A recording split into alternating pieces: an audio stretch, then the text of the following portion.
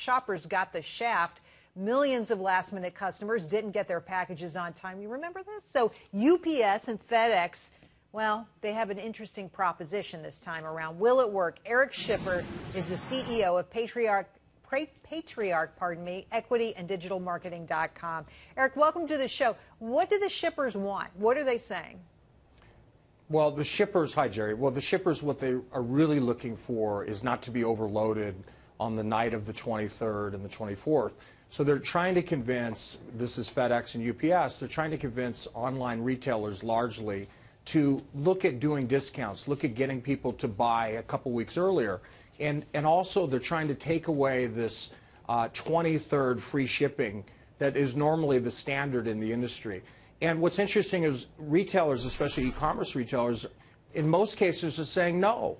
We're not going to stop. Okay, let's dig into this for just a second. So UPS is demanding that retailers hold big sales in mid-December, stagger special offers geographically, and banish overnight shipping offers on December 23rd.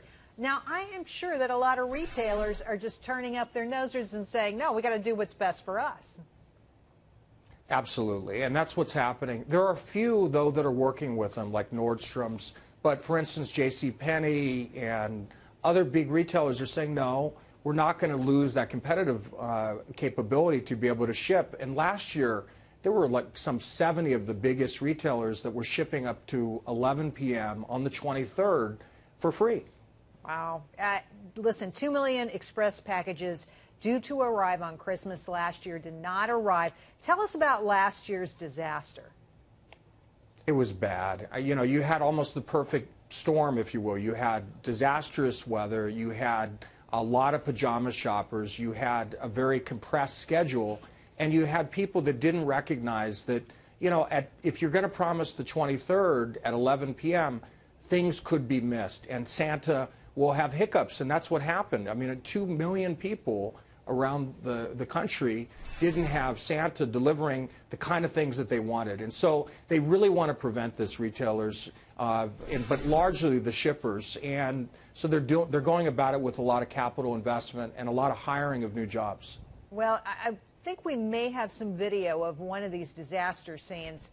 I think it's with a PC. We're going to show that. I believe we have it, right, guys? Yes? Control room?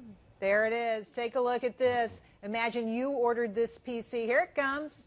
We're just going to throw it over. Yeah, that's how it gets delivered.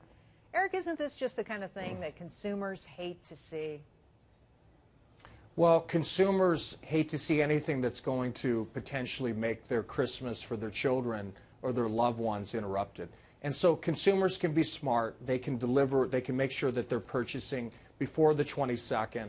If they're going to risk it even further in their pajamas late on the 23rd, they're smart to do it with companies like Amazon, who has actually invested in what you call these sortation centers, which bypasses UPS and FedEx altogether.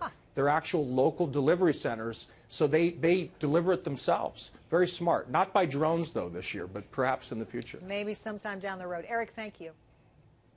Thank you. Thank you, Jay.